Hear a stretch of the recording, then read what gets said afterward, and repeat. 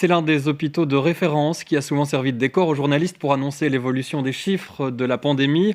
Focus ce soir sur le CHU Saint-Pierre, l'hôpital symbolique du centre-ville, où chaque jour plus de 3000 professionnels sont chargés de prendre soin de vous, de nous. Le film de Lionel Dano nous emmène au cœur du CHU, auprès de ces travailleuses et ces travailleurs qui, comme les autres, étaient et sont toujours sur le pont.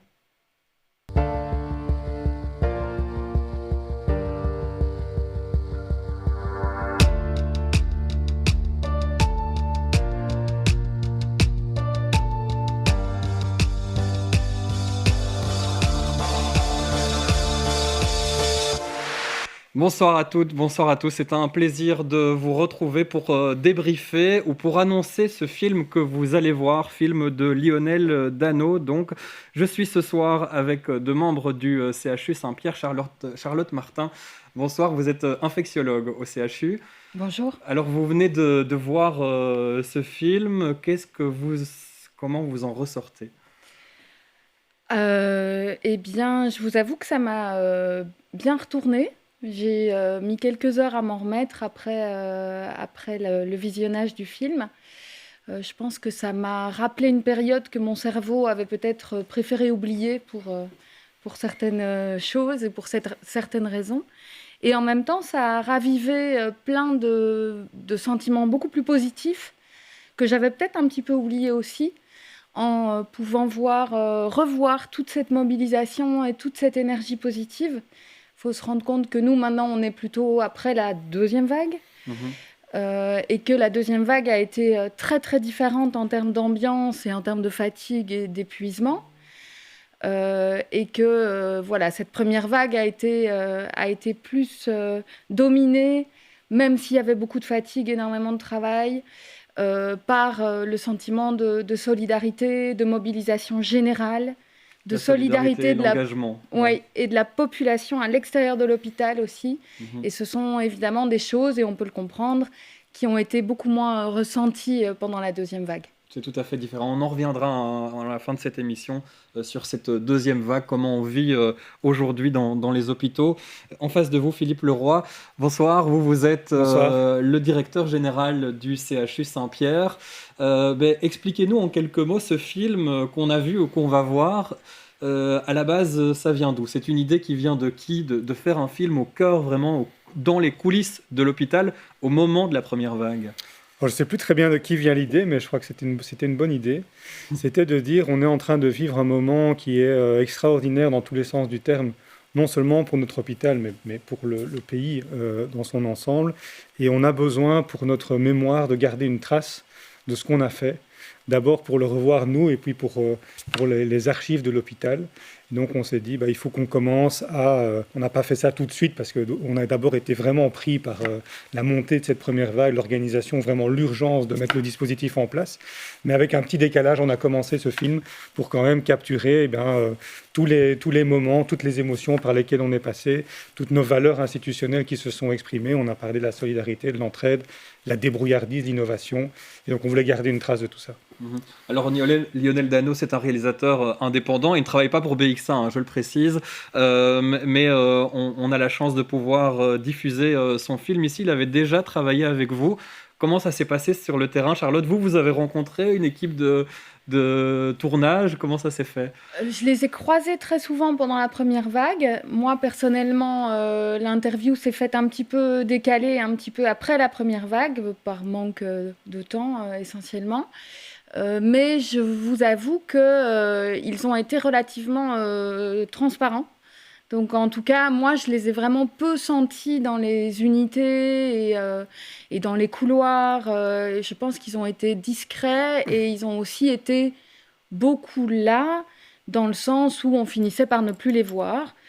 Je vous disais tout à l'heure, moi, je suis assez étonnée quand je vois ce film à quel point il y a quand même plusieurs personnes dans les soignants, dans le personnel au sens large, qui a pu s'exprimer de façon, je trouve, très naturelle, très libérée par rapport à la caméra, alors que c'est pas évident, qu'on est dans une période compliquée. Quand la caméra reste, on l'oublie, elle s'efface, et ça permet de de garder une trace la plus naturelle possible. C'est ça aussi, Philippe Leroy. Alors, le film commence, on va pas tout dévoiler pour ceux qui ne l'ont pas encore vu, il y en a qui viennent de le voir, mais on entend un mail de votre part, hein, vous vous adressez aux membres du personnel. Qu'est-ce que vous dites en quelques mots dans ce premier mail au début, quand ça y est, on sait qu'on est confronté à une véritable crise et que il faut se rappeler du moment, à ce moment-là, on avait peur du scénario à l'italienne, hein, vraiment. Oui, tout à fait. Tout a commencé avec un email d'ailleurs que nous avons reçu d'une médecin qui travaillait en Italie et qui venait du CHU Saint-Pierre, donc qu'on connaissait très bien, qui nous connaissait très bien. Elle nous a envoyé un email début mars, vers le 13 ou le 14 mars, pour nous dire nous sommes complètement submergés en Italie. Nous pensions que ce virus, très naïvement, en fait, allait faire peut-être des dégâts en Chine parce qu'ils ont un système de santé différent. Voilà. Et elle dit non, pas du tout. C'est en train de nous submerger en Italie, vous devez vous préparer. Et donc, à ce moment-là, on s'est dit il faut absolument qu'on mette tout en œuvre pour anticiper, se préparer. Et donc, d'où cet appel, cet email général à tout le monde, un appel à la mobilisation en disant on va avoir besoin de vous, on va avoir besoin de tout le monde, ça va être difficile, mais on va se serrer les coudes, on va être solidaires. Et voici les 2-3 actions qu'on vous demande de prendre dès maintenant. Et je veux vraiment rendre hommage à l'ensemble du personnel parce que tout le monde a répondu de façon unanime à cet appel. Une petite précision, c'est la première fois que ce film est diffusé, autant pour le grand public où on a la chance de le voir sur BX1 ce soir, mais aussi pour le personnel, hein. Charlotte, vous l'avez vu pour préparer cette émission, mais ça veut dire que le reste du personnel découvre ce film ou va le découvrir ici juste après notre échange. Si on essaye de se remémorer ces moments, mars 2020, en tant que soignante, infectiologue à l'hôpital, vous êtes dans quel état d'esprit à ce moment-là? Quand vous recevez le mail en disant ça y est, il faut se mobiliser, bon, il y a tout l'enjeu médiatique derrière, on l'a vu venir, ça a été très vite, mais on l'a vu venir quand même cette crise. Vous êtes dans quel état d'esprit? Je pense qu'on est, en tout cas, moi, je peux parler surtout pour moi évidemment, mais pétri d'adrénaline, en essayant de penser à tout. Et je pense que très très rapidement, on s'est rendu compte que la communication allait être quelque chose de tout à fait essentiel. Parce que les choses changeaient tellement vite, la situation était tellement inédite, il y allait avoir tellement de décisions prises en peu de temps, tellement de procédures à mettre en place et puis à changer en permanence, que si on ne communiquait pas le mieux possible, c'était, même si on faisait tout ce qu'on pouvait, ça allait être voué à l'échec. Et donc on a essayé de vraiment penser à cela. Et moi, mon souvenir, j'ai pas toujours énormément de souvenirs de la première vague, mais mon souvenir de moi pendant la première vague, c'est vraiment d'essayer en tout cas d'être un maximum disponible pour les questions, les explications, à les réexpliquer, à les redire, passer dans les couloirs, passer dans les unités, répondre au téléphone. J'ai l'impression que j'ai fait que ça pendant 3 mois, même si en fait j'ai été aussi en unité Covid beaucoup. Mais voilà, je pense que ça a été vraiment quelque chose qu'on a identifié très vite comme étant très important. On a fait tout ce qu'on a pu pour communiquer au mieux et au maximum. Et puis, comme beaucoup de choses, c'est des choses qu'on va devoir améliorer au fur et à mesure des vagues, sans vouloir être pessimiste. Mais c'était quelque chose d'important et c'était quelque chose que Philippe faisait, par exemple, via les mails réguliers, mais aussi via les passages dans les unités, beaucoup, ainsi que la direction infirmière qui passait beaucoup. Donc, il y avait vraiment la présence qui était importante. Vous pour l'avez le senti, soutien. C'est pas de la gueule de bois. Non, c'était vraiment pour le soutien et pour la communication. Philippe, vous, en tant que CIO, directeur général d'un hôpital, vous vous dites quoi? Il faut changer votre quotidien, il faut aller auprès des équipes. Comment on se prépare? Parce que c'est aussi un rôle hyper important à jouer, évidemment. Oui, le sentiment qui prédomine, c'est une concentration extrême. On doit rester concentré tout le temps. Il faut préparer ce qui peut se passer. Donc il faut tout le temps être concentré sur le moment présent, la gestion des problèmes qu'on peut rencontrer au jour le jour, mais aussi, surtout ne pas oublier ce qui peut se passer la semaine prochaine, dans 2 semaines, dans 1 mois, parce qu'il y a des choses qui doivent s'anticiper en termes de préparation. Puis c'est être un peu sur tous les fronts. C'est changer complètement la façon dont on gère l'hôpital. c'est-à-dire avec un comité de direction de crise, des gens qu'on a vus pendant plus de 10 semaines tous les jours, le week-end compris, pour gérer cette crise, adapter la communication aussi, énormément de communication en interne, pour rassurer les gens, pour expliquer, voilà ce qu'on fait, voilà ce qu'on va faire, voilà déjà les résultats qu'on obtient, voilà comment on va transformer telle ou telle partie de l'hôpital, regardez les renforts qui arrivent. Donc passer sur le terrain aussi, être réceptif à ce que les gens nous expliquent les petits problèmes du quotidien, parce qu'on devait nous trouver des solutions très rapides pour les aider, apporter du soutien et aussi de l'écoute.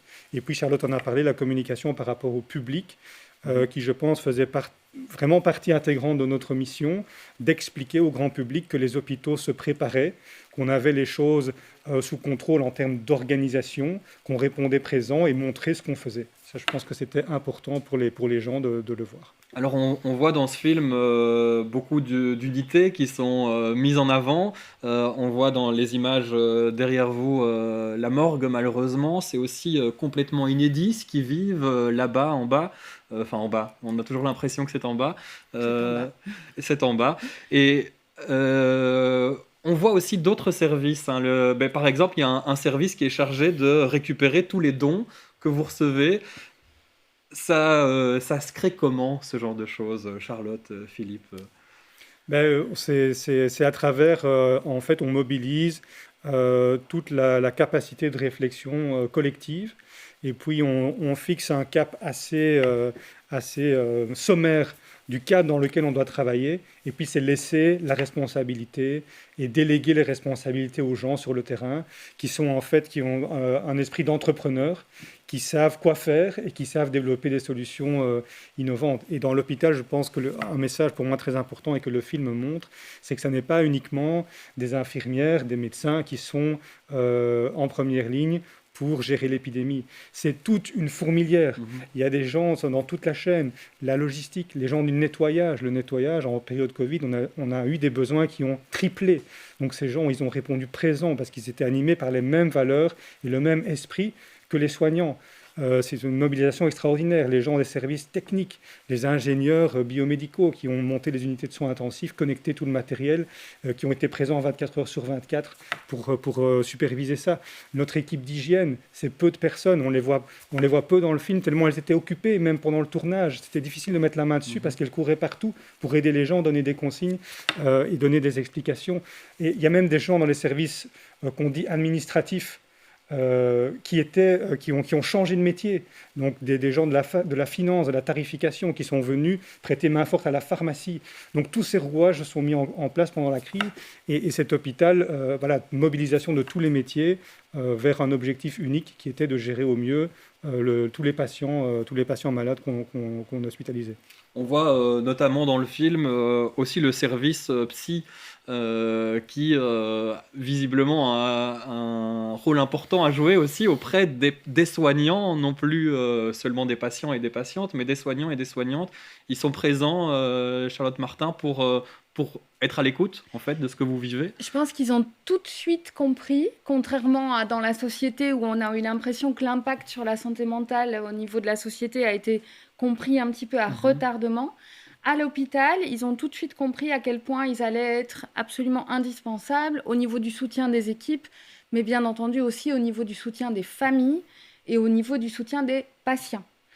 Et donc, ils ont dû tout à coup déployer des trésors d'énergie, de présence, d'heures supplémentaires pour être présents sur ces trois fronts-là.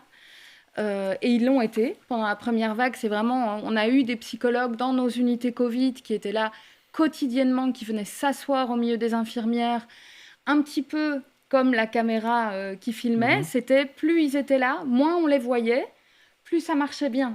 Parce que plus les infirmières pouvaient, de façon plus naturelle, se détendre et commencer à libérer un petit peu la parole sur les choses difficiles. C'est pas en passant 5 minutes dans un service et en disant « Quelqu'un a besoin de moi ? Quelqu'un a besoin de parler à la psy, là, 5 minutes ?» Ça fonctionne pas, bien entendu. Il faut vraiment de la présence pendant un certain nombre d'heures pour que la confiance s'installe et qu'à un moment, l'infirmière qui craque, le psy, il est là, à ce moment-là. Et alors, la communication aux familles et aux patients, les patients seuls dans leur chambre, qui est complètement différente en temps de crise Covid, évidemment. Et c'est aussi très lourd donc c'est évidemment très lourd pour les familles, très lourd pour les patients.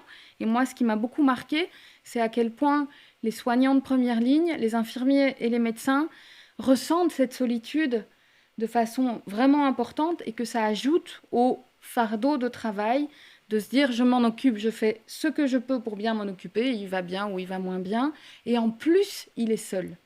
Et ça, c'est vraiment quelque chose qu'on entend beaucoup et qu'on ressent beaucoup en première ligne.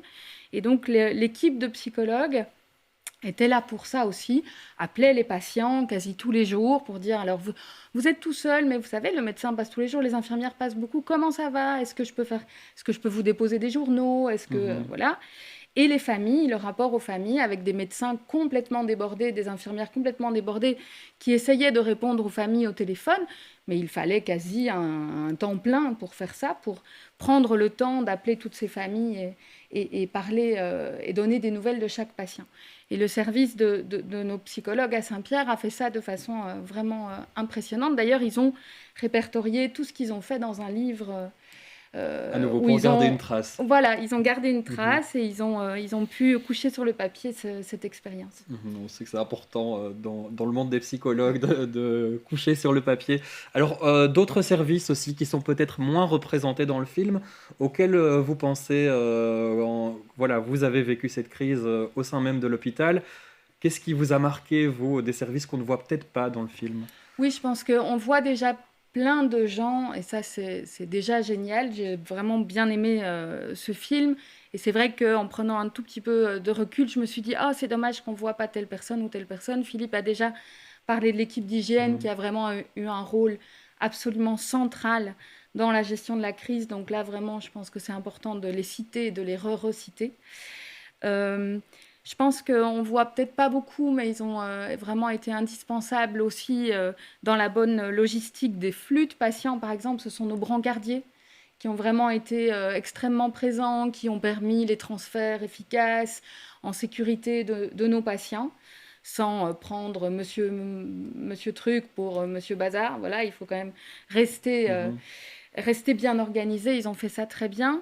Alors, il y a tous ces médecins qui sont venus aider dans les unités Covid et qui n'étaient pas des médecins spécialisés là-dedans, qui n'étaient pas internistes, comme on dit, ou intensivistes pour les soins intensifs.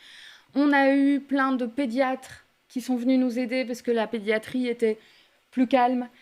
On a eu plein de pédiatres, on a eu plein de gynécos. Ça, on change de métier tout d'un coup. On a eu des ORL, des ophtalmos, ça c'était extraordinaire. On les a vus arriver avec un peu d'appréhension en se disant comment est-ce qu'un ORL va bien pouvoir nous aider?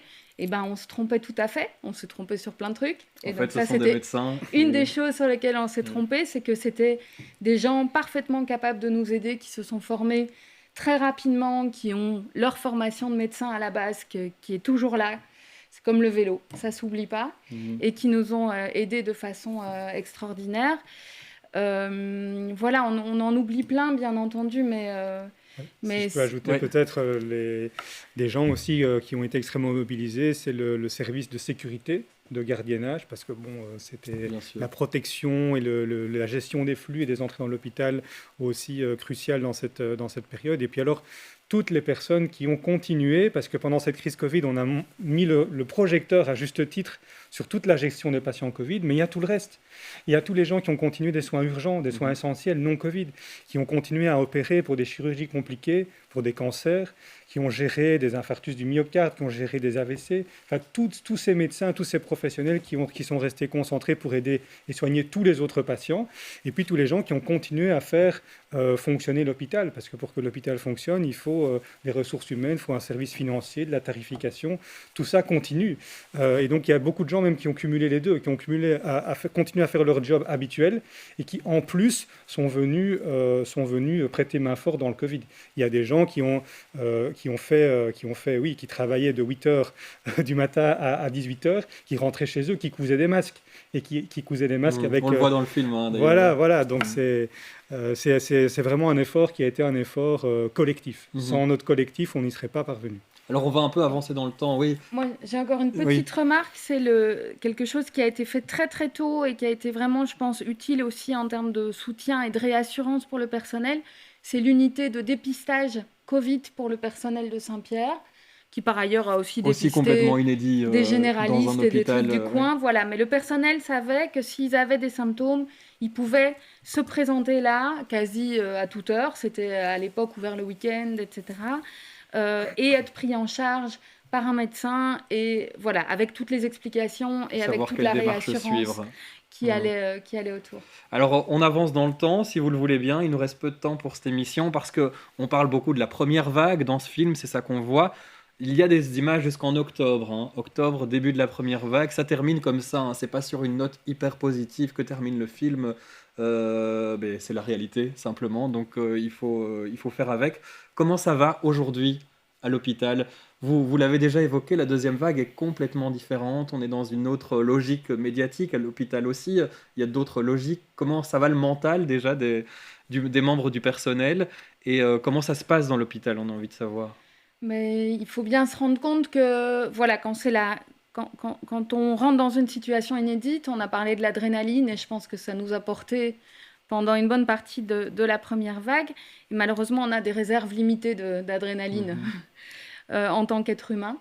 Et c'est donc, physique, on ne peut rien y faire. Voilà, c'est juste physiologique. Et donc, la deuxième vague est arrivée. Il y a eu plusieurs choses qui ont fait, à part le fait qu'on avait moins d'adrénaline, qui ont fait qu'elle était plus difficile à gérer. Il y avait aussi l'impression qu'on l'a vu venir et qu'on n'a pas réussi à l'éviter. Et cette lassitude de se dire, mais pourtant on l'avait dit. Et d'ailleurs, le film se termine comme ça, par le fait que les hôpitaux appellent à l'aide. Ouais. On était mi-octobre et on n'arrêtait pas de dire qu'il fallait renforcer les mesures parce qu'on allait être à nouveau submergé. Et il a fallu beaucoup de temps pour être entendu. Ça s'est fait, mais ça s'est fait tardivement. Et voilà, donc ça a été d'autant plus difficile. La vague a été d'autant plus difficile à gérer. C'est tout, c'est comme ça, c'est mathématique. Plus vous fermez tôt, moins la vague est grande. Donc bon... Il faut le temps de comprendre, manifestement, tout ça. Et donc, il y avait cette lassitude, il y avait cette fatigue, il y avait le fait qu'il y avait eu l'été pour que les gens se reposent un petit peu, mais qu'en fait, personne ne s'est tout à fait reposé. Il faut se rendre compte que quand on parle de vagues, nous, en fait, on a tout le temps des patients Covid entre les vagues. Donc, il y a tout le temps des unités Covid ouvertes. OK, il y en a plus 6 ou 8, mais il y en a 2 ou une et demie. Mais donc, il y a des infirmières et des médecins qui ont continué à faire ça en continu depuis le mois de mars, qui n'ont pas arrêté de faire du Covid depuis lors, de s'habiller, de se déshabiller, voilà, les soins intensifs, même chose. Je suis même pas sûre, je pense qu'il y a eu quelques semaines à peine où il n'y a plus de patients, ou alors il y avait peut-être plus qu'un patient, et puis hop, c'est reparti. Et puis, il y a eu le fait que pendant la deuxième vague, on a essayé d'apprendre de la première, et pendant la première où on avait pu mobiliser énormément de gens de l'hôpital et qu'il y a eu tout cet élan, à la deuxième, on s'est bien rendu compte qu'on ne pouvait pas à nouveau fermer toutes les activités de l'hôpital, que par ailleurs, c'est déconseillé pour tout ce qui est pathologie chronique. Il ne faut pas arrêter les soins, même 6 semaines, c'est tout à fait déconseillé. Il y a des soins pour lesquels il faut continuer ce qu'on appelle les soins essentiels, qui sont par ailleurs définis par l'OMS.